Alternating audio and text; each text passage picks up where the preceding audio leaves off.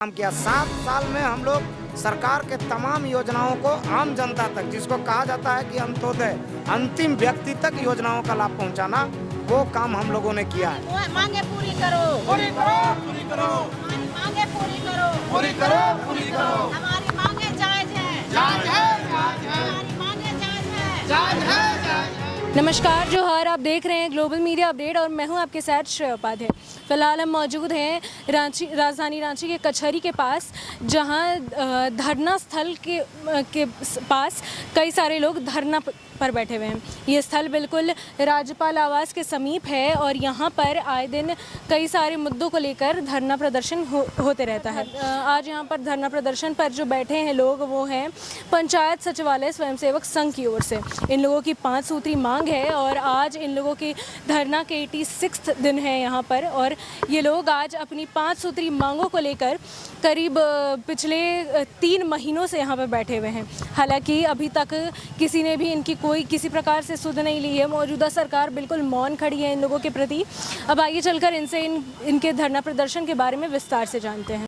सबसे पहले हम जानेंगे इस धरना के पीछे का उद्देश्य। तो आप सबसे पहले हमें बताइए कि ये जो आप लोग यहाँ धरने पे बैठे हैं, इसका उद्देश्य क्या है? देखिए, हम लोग हैं पंचायत सचिवालय स्वयंसेवक के सदस्य। झारखंड की पूर्ववर्ती सरकार रघुवर दास के समय 2016 में हम लोगों की नियुक्ति हुई थी पूरे झारखंड में।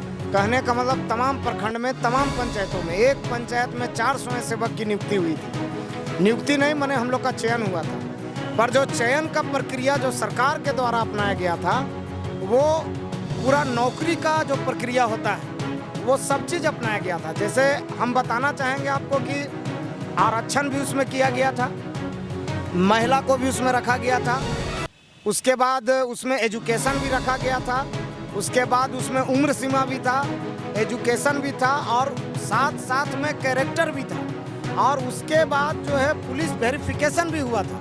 और डीसी साहब के यहाँ जो आवेदन जमा हुआ था हर एक पंचायत से 8 गो, जिसमें 4 गो का पूरा डॉक्यूमेंट्स जांच करने के बाद, जातीय आवासीय सब चेक करने के बाद ही उन 4 गो का सिलेक्शन हुआ था।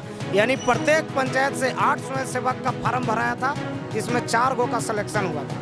टोटल हमारी संख्या लगभग 18,000 चयन हुआ था, जिसमें प्रेस के माध्यम से भी सभी विभाग के लोगों को जानकारी दिया गया था, आम जनता को भी जानकारी दिया गया था, क्योंकि जब विज्ञापन निकला था सरकार का, वो भी ओपन विज्ञापन था, मतलब कोई चीज़ छिपा के नहीं किया गया था पूर्ववर्ती सरकार में। हम लोगों से पंचायत में आप देखते होंगे कि पंचायत सचिव के बाद सबसे निचला स्तर का कर्मचारी हैं हम लोग, जो हम लोग एक एक घर सरकार की योजनाओं को पहुंचाते हैं, चाहे वो केंद्र सरकार की योजना हो, राज्य सरकार की योजना हो, सभी योजनाओं को हम लोगों ने पहुंचाने का काम किया। 7 साल में हम लोग सरकार के तमाम योजनाओं को आम जनता तक, जिसको कहा जाता है कि अंत्योदय, अंतिम व्यक्ति तक योजनाओं का लाभ पहुंचाना, वो काम हम लोगों ने किया है। प्रधानमंत्री आवास, आप लोग को याद होगा कि एक समय इंदिरा आवास के नाम से मिलता था और वो दिखता नहीं था, पर आज प्रधानमंत्री आवास में जो भूमिका हम लोगों ने निभाया है,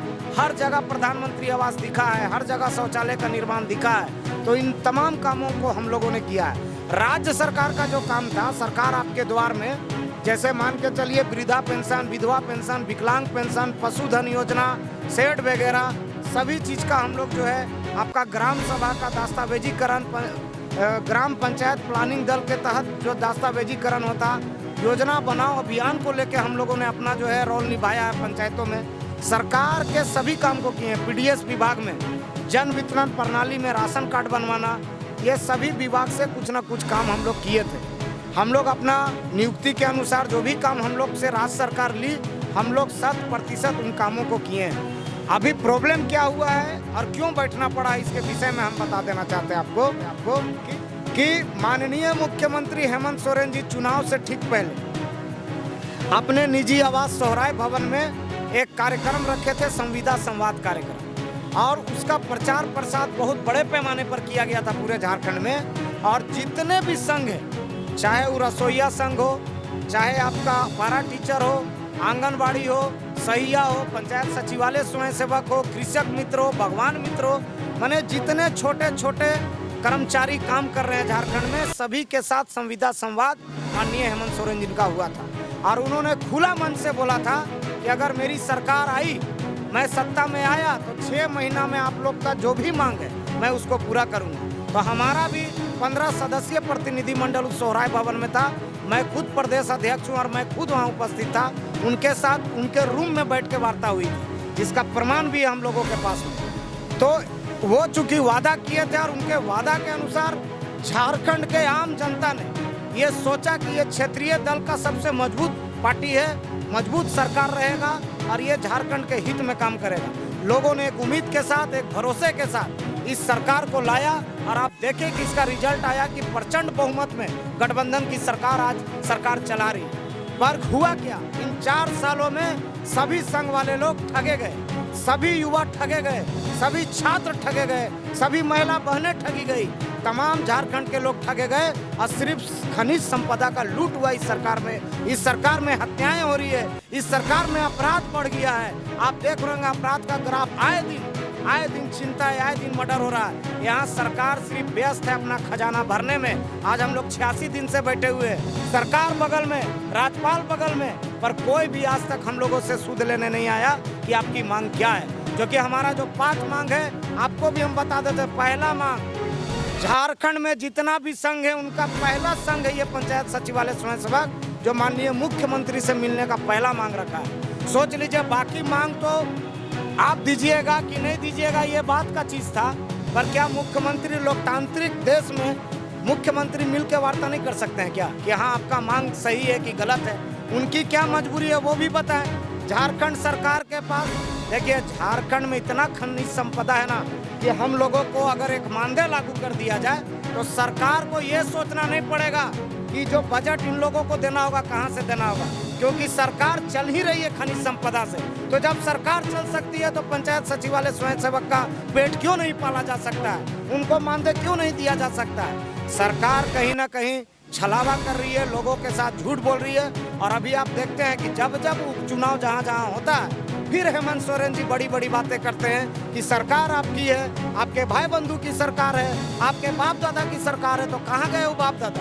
इतना दिन से हम लोग बैठे हुए, आज तक हम लोग से पूछने तक नहीं है। अभी हार थक के हम लोग कई कार्यक्रम किए हैं, फिर भी सरकार अभी तक सुनी नहीं है। सिर्फ आश्वासन, सिर्फ आश्वासन, आश्वासन देते देते आज 4 साल खत्म हो गया। 2024 में इलेक्शन आ रहा है। इंडिया गठबंधन के नाम पे जो इंडिया गठबंधन अभी बना है वो उनका, अभी आप देखे होंगे कि मंच में बोलते हैं कि हम लोग जो है युवाओं को, छात्राओं को इतना रोजगार जो है हम लोग देंगे। अभी आप देखे होंगे मुख्यमंत्री भी बोलते थे कि 1 साल में 5 लाख नौकरी देंगे। हम लोग कहाँ 1 लाख आदमी, हम लोग तो मात्र जो है 18,000 है। आप 18,000 का तो भविष्य को बनाइए माननीय हेमंत सोरेन जी। आप 18,000 का जब भला नहीं कर सकते हैं तो 1 साल में 5 लाख नौकरी का जो वादा किए थे आप कहाँ से कर पाइएगा? तो मैं यही कहूँगा माननीय मुख्यमंत्री को कि हमारी जो 5 मांगे हैं, जिसमें पहला मांग है आपसे मिलकर वार्ता करना, दूसरा मांग है पंचायत सचिवालय स्वयंसेवक को अस्थायी करना, क्योंकि हम कब तक सेवा देंगे? एक हमारा भी तो लिमिटेशन होना चाहिए पंचायत में कि हाँ आपकी सेवा इतने सालों तक ली जाएगी। और हमारा तीसरा मांग है पंचायत सचिवालय स्वयंसेवक का समायोजन करना पंचायती राज विभाग के अंतर्गत। पंचायत सचिवालय स्वयंसेवक का मानदेय लागू किया जाए और पंचायत सचिवालय स्वयंसेवक का नाम हटा के पंचायत सहायक किया जाए, क्योंकि ये स्वयंसेवक के कारण हम लोग आज जो है पीस रहे हैं। आज हम लोग जो है इस नाम के कारण झारखंड की वर्तमान सरकार द्वेष की भावना से काम कर रही है कि ये लोग स्वयंसेवक हम लोग को पंचायत सचिवालय स्वयंसेवक नहीं समझ पा रहे।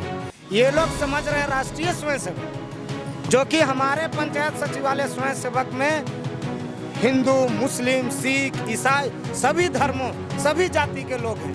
पता नहीं ये सरकार को कौन इनके सलाहकार हैं जो बार बार पंचायत सचिवालय स्वयंसेवक के गलत बताया जा रहा है। और जिसका नतीजा है कि आज हम लोग 86 दिन से बैठे हुए हैं। और 4 अक्टूबर को हम आपके माध्यम से बता देना चाहेंगे कि 4 अक्टूबर को झारखंड मंत्रालय का घेराव ऐतिहासिक होने जा रहा है, जो आज तक के इतिहास में झारखंड मंत्रालय का घेराव ऐसा नहीं हुआ होगा जो अब की बार होने जा रहा है। क्योंकि हम जो 18,000 हैं, सिर्फ हम नहीं जा रहे हैं, हमारे घर परिवार के बाल बच्चा, फैमिली सभी लोग आ रहे हैं हम लोगों के समर्थन में।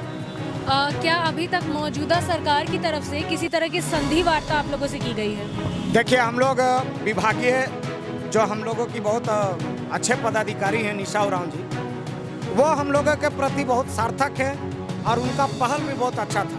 पर चूंकि वो एक निदेशक हैं, वो फाइल हम लोगों के विषय में बना सकते हैं, पारित नहीं कर सकते हैं। उनकी मजबूरी मैं भी समझ रहा हूँ, तो ये बना दिए हैं। और ये संचिका जो बनाए हैं हम लोगों को, हम लोग उस संचिका से भी संतुष्ट हैं। अगर उसी संचिका को राज्य सरकार वेरीफाई करती है और कैबिनेट में उसका प्रस्ताव को पारित करती है तो हम लोग इस सरकार से खुश हैं। और अगर ये सरकार हम लोगों को मांग को पूरा करती है तो आने वाला समय में भी जो है इसका सरकार का भविष्य भी उज्जवल होगा।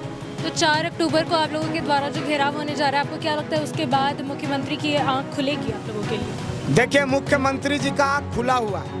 उनके साथ में रहने वाले जो सलाहकार लोग हैं ना, उन लोग गलत तरीके से मुख्यमंत्री को दिग्भ्रमित कर रहे हैं। मुख्यमंत्री जी से इसी के लिए हम लोग मिलना चाहते हैं कि उनका जो आंख को बंद किया गया है, कान में जो रुई डाला गया है, हम लोग उस रुई को भी हटाएंगे और उनका आंख का जो चश्मा है उसको भी साफ करेंगे और हम लोग अपनी पूरी बातों को मुख्यमंत्री के पास रखेंगे। हमने पंचायत सचिवालय स्वयंसेवक संघ के लोगों से जो यहाँ पर फिलहाल धरना पर बैठे हैं उनसे जानी उनकी 5 सूत्री मांगों के बारे में।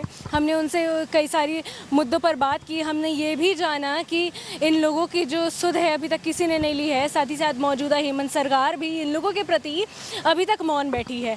मैं बता दूं कि अभी जो हमने बात की इन लोगों से उसमें हमें ये पता चला कि 6 महीने की हेमंत सरकार ने अपनी सरकार बनने से पहले इन लोगों से एक वादा किया था कि इन्हें परमानेंट किया जाएगा, साथ ही साथ इन्हें प्रॉपर मानदेय भी दिया जाएगा। हालांकि अब कुछ ही दिनों में हेमंत सोरेन का कार्यकाल खत्म भी होने वाला है, पर अभी तक हेमंत सोरेन का जो वादा है इन लोगों से वो अभी तक पूरा नहीं हुआ है।